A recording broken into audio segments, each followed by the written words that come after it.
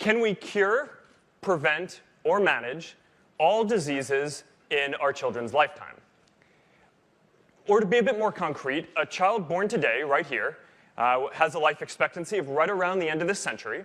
So can we cure, prevent, or manage all diseases by the end of this century?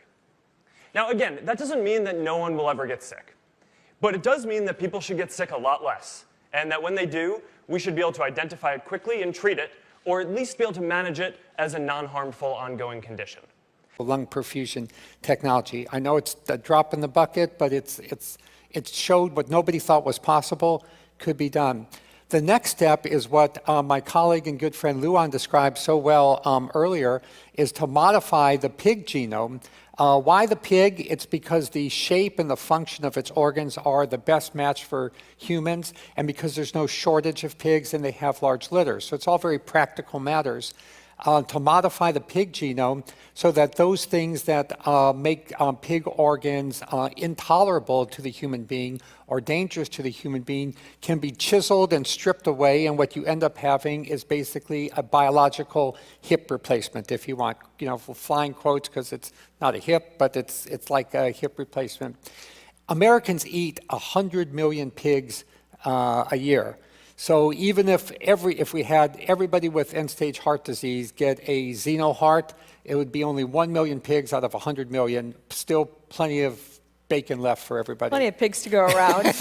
And then finally, the ultimate stage is we are 3D printing the scaffold for an organ and then cellularizing that scaffold with inducible pluripotent stem cells. That's a fancy word for saying your own cells that have been taken out from apheresis from your own bloodstream and modified to be either the cardiac cell or the type of cells that would be needed for a liver or a kidney, to recellularize this scaffold that has been 3D printed of collagen.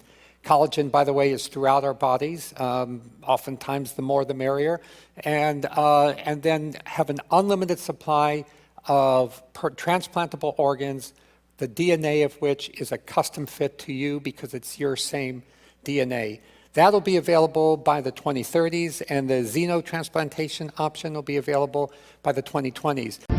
Peter Nygaard, a Finnish-Canadian fashion tycoon and self-made billionaire who parlayed an $8,000 loan into an empire with annual profits in the hundreds of millions. We're going to die unless we do something about it now, and therefore let's get on with that. And while America slogs behind myriad in ethics and politics, we traveled everywhere in the world just looking. Well, Parliament introduced a regulated system of stem cell research. The Bahamas has an opportunity to become the world leader among nations in this field, and this legislation is designed to help achieve that goal. Prime Minister Christie has shown courageous leadership, passing this historic legislation that has positioned Bahamas to be the leading edge of the most significant medical discovery. Celebrity guests, Peter invited some of the world's most prominent doctors and specialists from Nygaard Biotech, a leader in the fields of life extension, wellness, and longevity. My main interest for the last 15 years has been stem cells as a potential treatment for Parkinson's disease. And in recent times, thanks to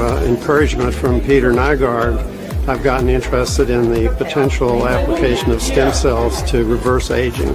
I'm a stem cell guy, and I got connected with Peter when he recognized that using stem cells might be one way to both understand and also reverse the aging process. Peter has been a pioneer in so many ways. He often feels very comfortable being at that leading or bleeding edge. And so it's just a privilege to have someone like Peter championing the work that we do. And I think in 4 or 5 years hence, we're going to have something to say to the whole world. The doctors are really the celebrities of the celebrities. These are brilliant, brilliant people that I'm so pleased that I could be associated with them. They're so instrumental in what I'm trying to do. Each one of them has a tremendous amount of knowledge about their own respective discipline.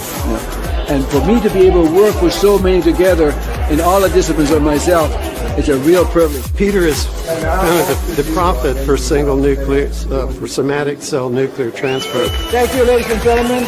And he strongly believes that they are the neglected strategy in the stem cell field. And he may actually be right. I've been doing anti-aging now for 6 years. And ladies and gentlemen, I've been taking stem cells now 4 times a year for the last 6 years, and it has worked.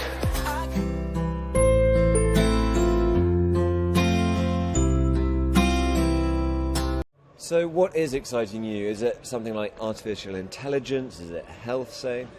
Questions around health are always very important, and I think there are a lot of sick people. There are a lot of people who are suffering from all sorts of medical ailments, and I think we should work much harder to cure them. And sort of the big theme that I think we could be spending more on is solving the question of aging. Can we treat aging itself like a disease that can be slowed or possibly reversed?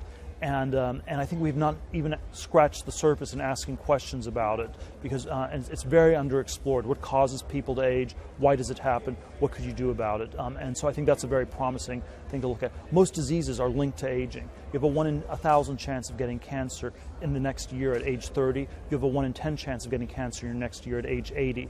And so even though we definitely want to find a cure for cancer, maybe if we figured out a cure for aging, we'd cure cancer along the way. Where you're going to see the most dramatic changes and dramatic new technologies being developed will be in biotech. You will see most of the common diseases, including lots and lots of cancers, are becoming much more manageable than they ever were. You know, cancer is not a disease, it's a family of diseases. Family of diseases of the DNA. And we're getting better and better at managing these things and even curing them. And I think you'll see lots and lots of diseases disappear over the next 25 years. Aging will be managed much better than it's been managed. That people, people say, well, gee, you think people will live forever? I have no idea, but as they get older, they'll be much healthier. And they'll enjoy their lives for a longer period of time. So while we're around, we'll have much longer periods of health in our later years. So we have a drug development platform where we are able to restore the health of any tissue in the body back to how it was before. Of course, there are some regenerative medicine applications. You know, in these cases, if a certain tissue, let's say you wore out your cartilage, then we have a small molecule drug that would regenerate it back to a healthy level. But then there are certain diseases where there's too much replenishment going on, for example, cancer, in which case our drugs have an anti-proliferative effect. And the last one is if our own immune systems are attacking a certain tissue in the body, then we have these anti-inflammatory drugs. So the problem we all face is that as we age, our health deteriorates, and then we die. That's what we call aging, and we usually take it for granted.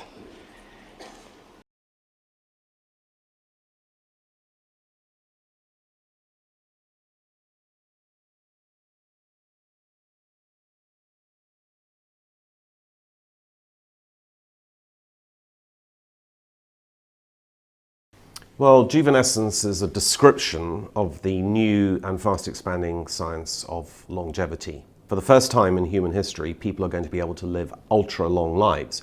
Now we know that some people have lived to 110 and one person's lived to 122 in properly recorded history, but most people don't expect to live much beyond 85. That perception is about to be upended. People are going to be living as a matter of routine to 100, 110 or 120. Sometime within the next 20 years you will have the life expectancy rising to those levels across the developed world and ultimately in the developing world. And that, of course, will change everything. So juvenescence is a word that encapsulates that science which is going to lead to those ultra-long lives.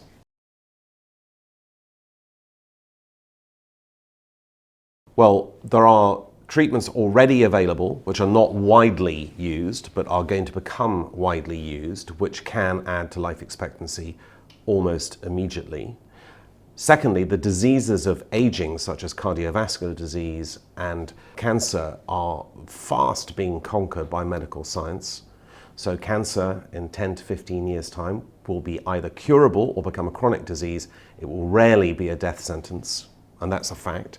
And secondly, cardiovascular disease, which only 30 or 40 years ago was the primary way in which people died on the planet. It still is the primary way in which people die on the planet, but it's going down in terms of its death rate by 2 to 4% per annum. And then you've got all these new treatments which are in development as well, such as gene therapy or stem cells, which are going to have a very big effect on longevity.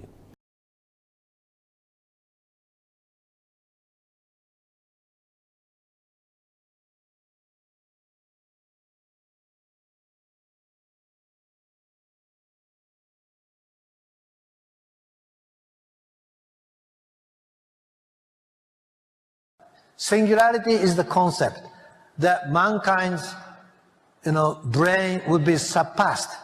This is the tipping point, crossing point. The artificial intelligence, computer intelligence surpass mankind's brain. And that is happening in this century for sure. I would say there is no more debate, no more doubt. Will it be in 30 years, 25 years, 35 years? It's just a margin of error, in my view. 2,000 years ago, 4,000 years ago, the mankind's brain, how many neurons did we have in the mankind brain? Basically the same. 30 billion neurons in mankind, in the main brain. Today, same. 2,000 years later, the same. Basically our DNA form does not change. But in this century, next 30 years or so, this crossing point is really happening. Big time, big time. Okay, so that is singularity. So that is birth of super intelligence. And this is something that we encounter first time in our mankind's history. So if you say, how do we compare the brain power? There are many ways to compare. One of the methods is IQ. If we have 100, we are average. If you have 200, like Einstein, is called genius. If you are 200, you are genius. If you are 100, you are average. I'm in between. Most of you are in between.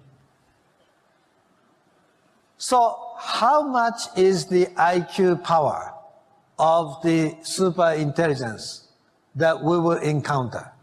In the measurement of IQ, it will be 10,000. The IQ count that artificial intelligence will have will be 10,000 in 30 years or so from now. What you see here are the 5 most valuable companies of the Western world: Apple, Google, Facebook, Microsoft, and Amazon. And all of them are emphasizing that AI, artificial intelligence, is central to what they are doing. And all of them are using heavily the deep learning methods that my team has developed since the early 90s in Munich and in Switzerland. Especially something which is called the long short-term memory. Has anybody in this room ever heard of the long short-term memory, or the LSTM? I'm Dmitry Itskov. I'm the man who tries to create avatars for human beings to overcome biological limits and to get rid of illnesses, diseases, death, to provide humanity not only with the physical transformations, but also with mental and spiritual transformations. I think that human beings, which can transform themselves internally, deserve live longer and live the life which could be more happier, because it could be free from suffering, from physical suffering. We're trying to create the avatar bodies, artificial bodies, which will allow us to live longer, to overcome our limitations. Avatar concept is very simple and popular. It describes several stages and it describes those stages simply, in simple words. So I'm creating the concept which can further cause the public demand and which can further significantly increase the speed of development of the science.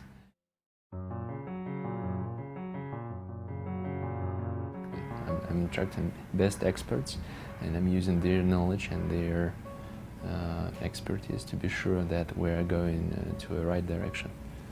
And I think that in 7 years we'll have real state-of-art Avatar A, which will be undistinguishable from the human being just from few steps. The second problem I'm going to talk about, in addition to deep tech today, is the brain. And this to me was a non-obvious observation. After selling Braintree and having the resources to do anything I want, well, mostly anything I wanted, I talked to hundreds of people and read voraciously. And I asked people, like, what are you working on and why are you working on that given thing? And I was doing so to back into their assumption stack. If I choose X, Y, or Z, the following is going to happen. And the blind spot that I perceived that existed was that everybody was working on problems downstream from the brain. We don't have a climate change problem. We have a human brain problem. It is our brains individually and collectively which creates this problem and creates the problem we have in the world. How we build AI is an output of our minds. How we create economic systems is an output of our minds. Our political systems is an output of our minds. But no one thinks about the mind as the core operating system that runs everything else. And so my idea on that was, what if we could build tools that enable us to go to this core system that drives everything else? So currently there are no tools to do it. You can get into an fMRI machine and get a scan of your brain. That's great, but it's big and costly and inaccessible. You can do EEG, which is like not really useful in understanding what's in your brain. So the brain is a black box. It is inaccessible. So we can count our steps, we can measure our calories, we can quantify our sleep, but we have no clue what's going on inside of our brains. We cannot quantify it. And so the distance between this right now, where we're at now, and the next breakthroughs in the brain are very big. And so I invested $100 million to try to make the technological breakthroughs that would make this possible. It's something that I think is going to be quite important. And there's not, I don't know of a company that's working on it seriously, is a neural lace. So going back to the AI situation, like this is quite an important debate. Like if you assume any rate of advancement in AI, we will be left behind by a lot. And so then we could be in, like, benign, but even the benign situation, if you have some, if you have ultra intelligent AI, we would be, so far below them in intelligence that it would be like, a pet, basically. Pet, that's what I was thinking. Like about something but it's like you wear it, or no? I mean, it would be. I mean, there are a few ways to approach this, but some sort of interface directly with your cortical neurons, particularly. But doesn't that imply surgical insertion? Not necessarily. You could go through the veins and arteries, because that provides a complete roadway to all of your neurons. Your neurons are very heavy users of energy, so they need high blood flow. So you automatically, with your veins and arteries, have a road network to your neurons. Still some kind of surgery, right? Yes, but you could insert something, basically, into the jugular and have. It gets macabre, but it sounds really easy and. It doesn't involve. Risk-free. It doesn't involve, like chopping your skull off or anything like that. That's good. Yeah. And plus, you're not a house cat anymore.